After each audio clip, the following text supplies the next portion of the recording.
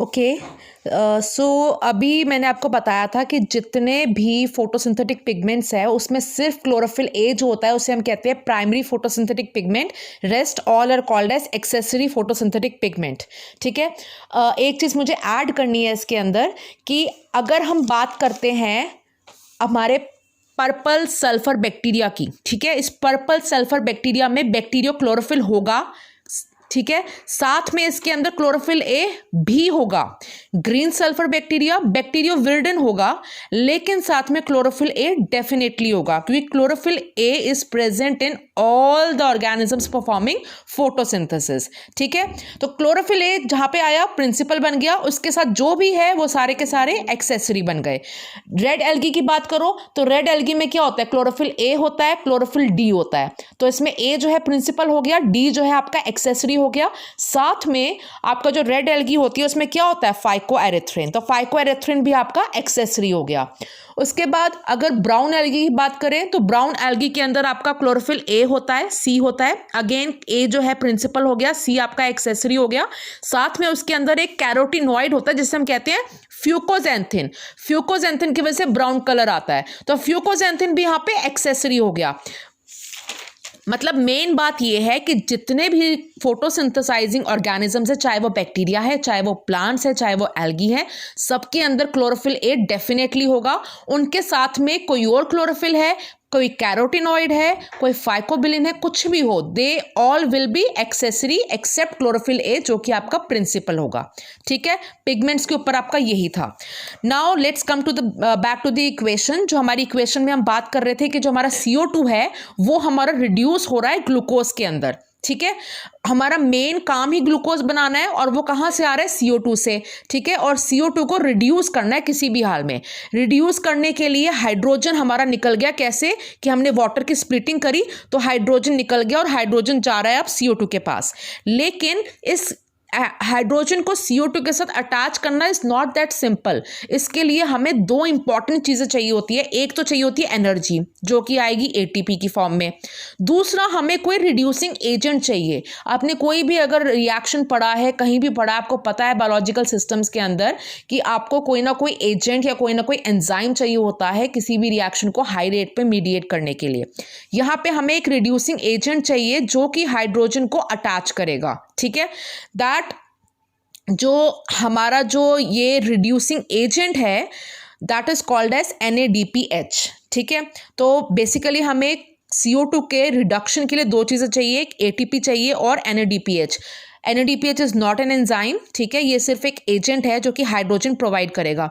ये करता क्या है कि जैसे ये एक X मॉलिक्यूल है, ठीक है, इस X को कन्वर्ट होना है रिड्यूस फॉर्म के अंदर, तो मतलब X के अंदर हमें सिंपली हाइड्रोजन अटैच कर देना है। ठीक है, हमने हाइड्रोजन अटैच कर दिया, लेकिन ये हाइड्रोजन आया कैसे, वहां पे NADPH आएगा, वो अपना H+ देगा इस X को, ये X और H मिलके XH बना देंगे और ये जो NADP था अब ये किस फॉर्म में रह गया, NADP+ की फॉर्म में रह गया। ठीक है, तो ये एक कन्वर्जन है। जैसे आप बात करते हो ना कि हमें एक फॉस्फेट चाहिए, जैसे मेरे पास एक ग्लूकोज है, ठीक है, अब मुझे इस ग्लूकोज को फॉस्फोराइलेट करना है, मुझे इसके अंदर फॉस्फेट अटैच करना है, तो मैंने ग्लूकोज के अंदर जो है एक फॉस्फेट अटैच कर दिया। लेकिन ये फॉस्फेट कैसे आएगा, मेरा जाएगा ATP अंदर। ठीक है, ATP अपना फॉस्फेट देगा ग्लूकोज को और खुद किस में कन्वर्ट हो जाएगा, ADP में। ऐसे ही ये NADPH रिड्यूसिंग एजेंट के तरह एक्ट करता है। Why, because it provides hydrogen. ठीक है, अब तुम ये बोलोगे कि मैम आप तो कह रहे थे कि जो वाटर है उसके अंदर से हाइड्रोजन आता है, तो ये हाइड्रोजन अपना क्यों दे रहा है, वाटर का पास तो अपना हाइड्रोजन अपने आप ही है। हम वो बात करेंगे कि वो जो हाइड्रोजन है वो स्प्लिटिंग हो रही है। ठीक है, स्प्लिटिंग होने की वजह से हमारा जो केमिकल इक्वेशन जो हमने बनाई है ना, तो हमने केमिस्ट्री के हिसाब से जो है बैलेंस करने के लिए हाइड्रोजन जो है इसी के साथ जोड़ दिया और हमने बोला कि ग्लूकोज में हाइड्रोजन यहाँ से आ रहा है। ठीक है, but exactly it's not the case. हाँ, ये ज़रूर सच है कि जो आपका वाटर होता है वो स्प्लिट होता है। ठीक है, वाटर आपका स्प्लिट होता है और हाइड्रोजन ऑक्सीजन जो है आपकी वाटर से ही आती है, बट जो आपका ये हाइड्रोजन जो अटैच हो रहा है ये आता है NADPH से।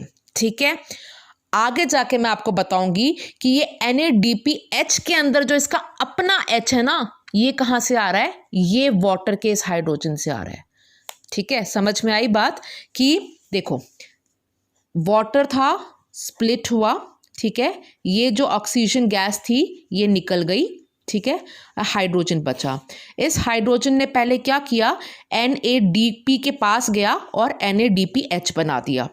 फिर बाद में इस NADPH ने CO2 को हाइड्रोजन दी और उसको जो है ग्लूकोज बनवाया। ठीक है, यहाँ पे इस NADPH ने जो है अपना हाइड्रोजन दिया और खुद किस में कन्वर्ट हो गया, NADP+ में। तो इसने अपना हाइड्रोजन यहाँ पे दिया इसको। CO2 को हाइड्रोजन कहाँ से मिला, NADPH से, लेकिन NADPH के पास H कहाँ से आया था, वाटर के स्प्लिटिंग से। ठीक है, बेसिकली ये हो रहा है और तुम्हें चैप्टर के एंड में क्लियर भी हो जाएगा कि यही हो रहा है, लेकिन स्टेप बाय स्टेप चल रहे हैं। इसलिए मैं अभी यहाँ पे सिर्फ एक चीज़ तुम्हें बताना चाहती हूँ कि CO2 को रिड्यूस करना है ग्लूकोज के लिए, उसके लिए हमारे पास दो चीज़ें होनी चाहिए, ATP और NADPH।